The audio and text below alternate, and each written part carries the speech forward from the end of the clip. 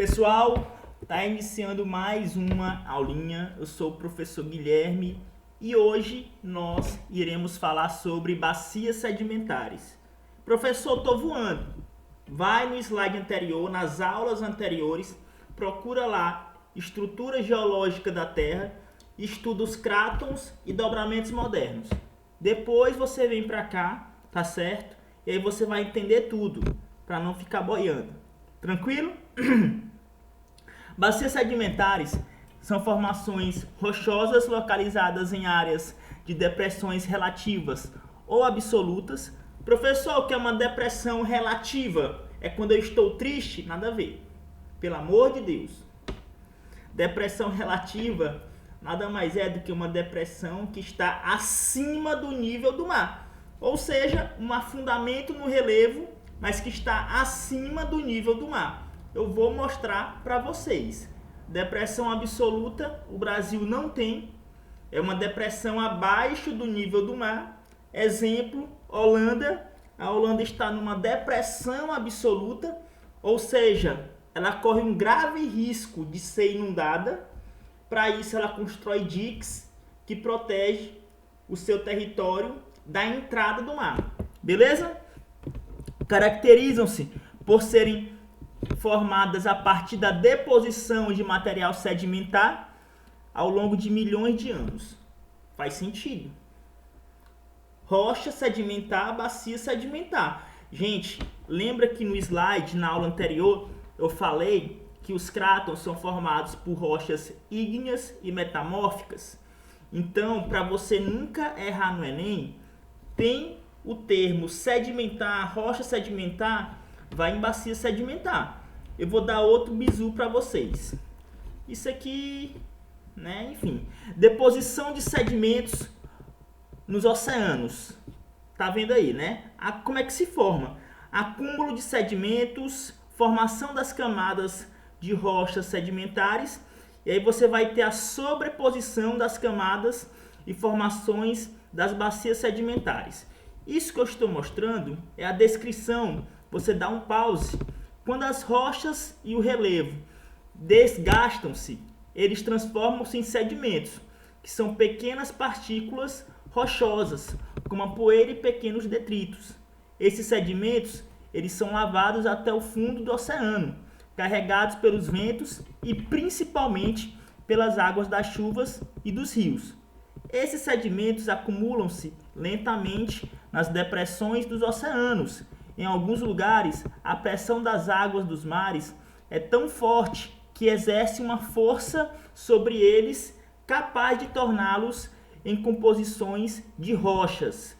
Enquanto isso, acontecem novas camadas de sedimentos que são jogadas por cima desses locais, formando assim várias e várias camadas de rochas sedimentares. Tá vendo por que eu disse para você olhar a aula passada? Vocês lembram que eu falei sobre plataformas? Eu falei sobre plataformas, gente. Os crátons são divididos em escudos cristalinos e plataformas. A diferença do escudo cristalino para a plataforma é que o escudo cristalino ele está à mostra no relevo. Ele não foi soterrado pelo terreno sedimentar. As plataformas são crátons, rochas antigas que foram sobrepostas, estão debaixo das rochas sedimentares, que são rochas que foram desgastadas há milhares e milhões de anos, vai formando acúmulo, detrito, tá certo? E aí a gente vai falar sobre a riqueza das bacias sedimentares, que dão origem ao petróleo, carvão mineral, e graças a Deus o Brasil tem muito aquífero, lençol freático. Aqui no Piauí, qualquer interior que você vá, tem um poço, ou seja, terreno sedimentar. Bacia de petróleo. Petróleo, gente, nada mais é do que combustível fóssil acumulado, né, decomposto há milhares de anos. Por ser um combustível fóssil, ele vai se acumular no solo. Esse solo, para conseguir reter o petróleo, para armazenar o petróleo, tem que ser poroso, tem que ser formado por detritos. Logo, tem que ser formado por bacias sedimentares. Então as bacias sedimentares, elas vão acumular petróleo, tá certo? No Brasil, a gente vai ter a maior bacia na cidade de Campos, tá bom? Campos de Goytacazes. Se você tem até um humorista que ele disse que a cidade de Campos só tem essa plataforma, tá certo? Então Campos, no Rio de Janeiro, tem uma bacia que gera mais da metade do petróleo nacional.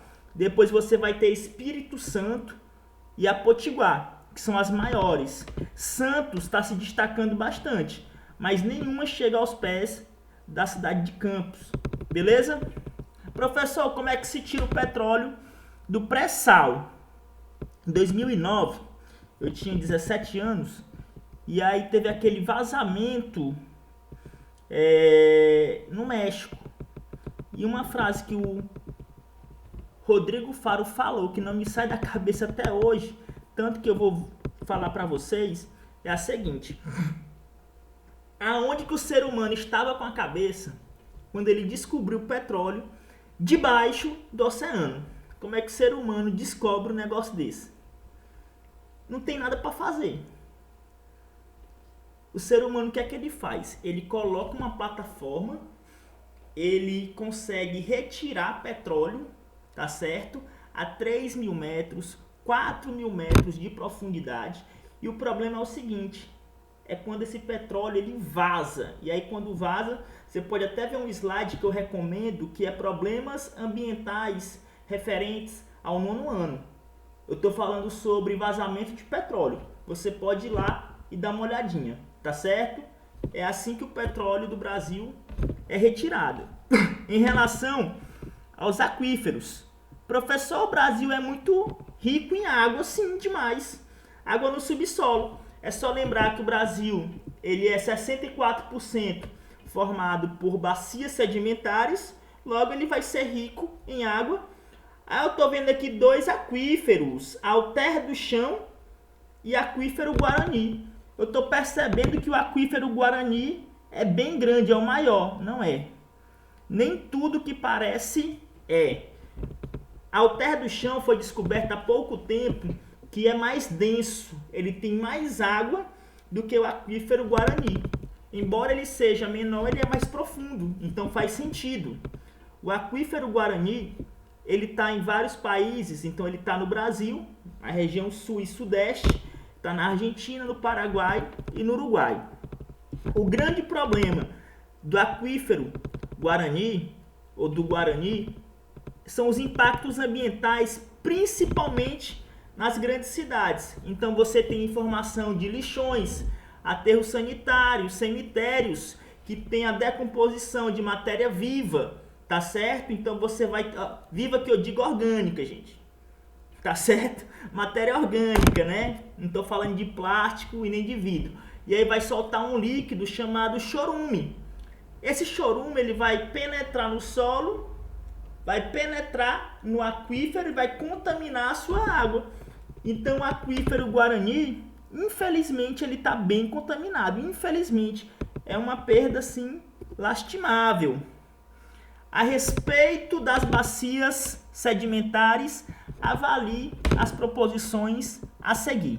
É para você dizer qual é verdadeira e qual é falsa. Nas bacias sedimentares, é comum a formação de minerais de importante valor econômico. Tá vendo a importância de ir para a aula passada? Formação de minerais de alto valor econômico, você vai encontrar nos crátons. Primeira opção está errada, viajou. Segunda alternativa, as bacias sedimentares formam-se em áreas de depressão relativa ou absoluta, bacana, falamos sobre isso, e são resultantes do acúmulo de sedimentos. Perfeito. Segunda alternativa, ó, bacana. Terceira alternativa, a composição estrutural das bacias sedimentares possibilita a formação de fósseis e combustíveis, como petróleo e gás natural. Tranquilo. Combustível fóssil nós temos 3. Petróleo, gás natural e o carvão mineral. Beleza? Fechado? Quarta alternativa. A formação das bacias sedimentares resulta do acúmulo de sedimentos, faz sentido, que forma várias camadas de rochas e matéria orgânica. Perfeito, correto, sensacional. Quinta alternativa. As bacias sedimentares são formações recentes. O acúmulo de material e a formação de rochas sedimentares podem ocorrer em algumas décadas, dependendo do processo de intemperismo e deposição de materiais. Não é um processo recente. Falamos sobre isso, demora milhares e milhares de anos. Na geografia, ainda mais se tratando de estrutura geológica, não tem nada feito às pressas. Tudo demora muito tempo. Tá bom? Próxima aula a gente vai fazer só questões. Fiquem com Deus. Beijo.